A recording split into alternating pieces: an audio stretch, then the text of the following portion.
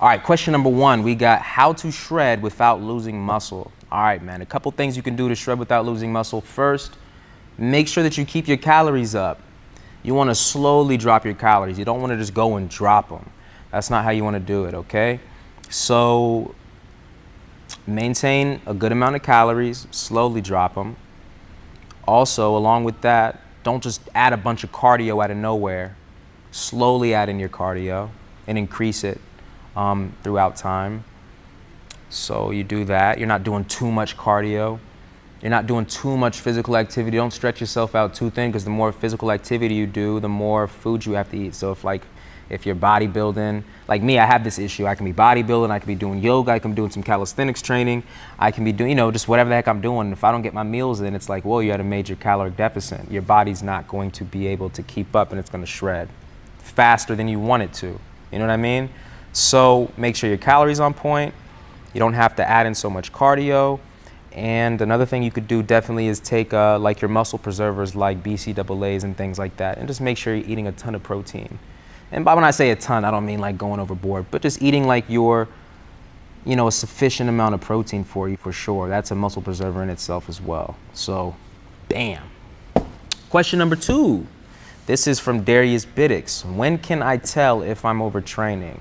Okay, so a good idea that you can tell if you're overtraining is, when you start feeling flat, man. When you've gone to the gym like 5 or 6 days that week, and then all of a sudden your workouts aren't feeling the same. You feel like you don't have the same strength. You're feeling weak and flat. Your pump's not coming like it usually does. Those are times when I feel like I'm overtraining. And those are the times when I feel like I need a rest day. Those are the times when I feel like I need a refeed, I need to eat. So, yeah. Question number 3, have you found lean bulking or heavy bulking better for gaining good weight? For me, I definitely have found that a lean bulk is the way to go.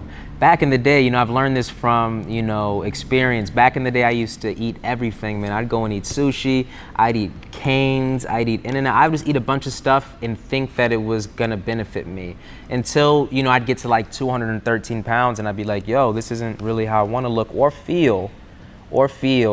And my body fat percentage is upwards of 20%, which is just not good for your body. You're not gonna be that like lean muscle building machine that you wanna be, because your metabolism is gonna slow down, things like that. You're just not gonna feel as good as you want to as well. So because the foods that you're eating to get to that weight are just not gonna make you feel good. I'm eating a bunch of candy, sugar, you know what I'm talking about, that type of stuff.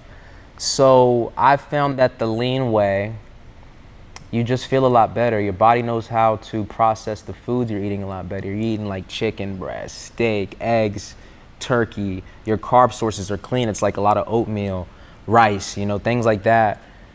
So your body just knows how to use those foods better, and it just fills your body out better, and your metabolism will be faster, and you won't have as much body fat on you. So you'll still look good. You can still see like your body looking good when you're working out. If you guys like to see those things, you can still see the nice pump and the clarity in your muscle and transparency in your muscle and cuts and things like that, if you guys enjoy that.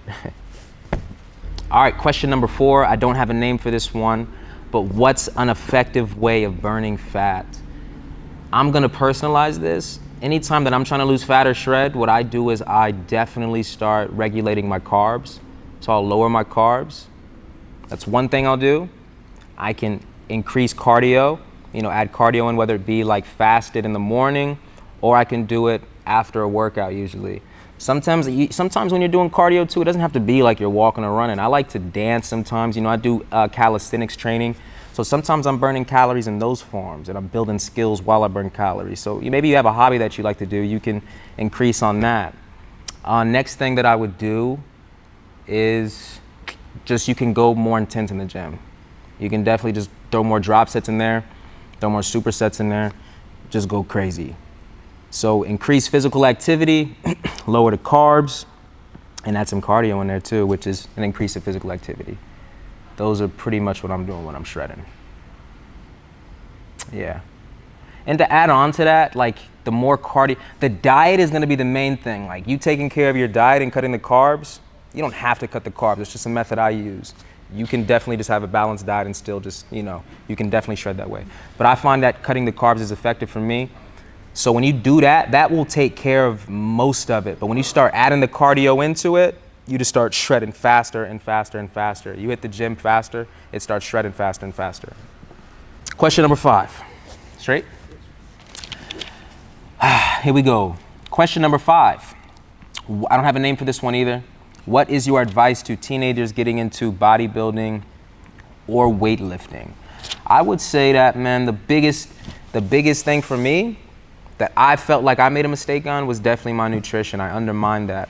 Maybe I would go days where I'm just having like 2 meals and I wasn't getting, you know, 5 or 6 meals in.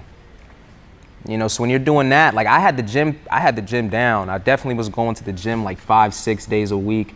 I love the gym. So I would say that you got to keep your gym frequency up. Aim for like 4 to 5 days a week. That's always what I aimed for. 4 to 5 plus. You're doing that. You're hitting the gym. Like I said, your nutrition's on point. Most teenagers definitely don't have the nutrition on point. You guys probably don't know what you should be eating and things like that, because that's definitely, I had no idea until I started competing. I had no idea. So get educated on that. And next thing, your technique in the gym. Like get your technique down pat. Make sure that you're really focusing on mind-muscle connection. You're not just going through the movements. You're actually passionate about it. Like if you're doing bicep curls, make sure that you're feeling for the stretch in your bicep, feeling for clear contractions in your bicep, and just getting passionate about that. So you're consistent, you're passionate, and you are on top of your eating. Those are the 3 tips I have for teenagers.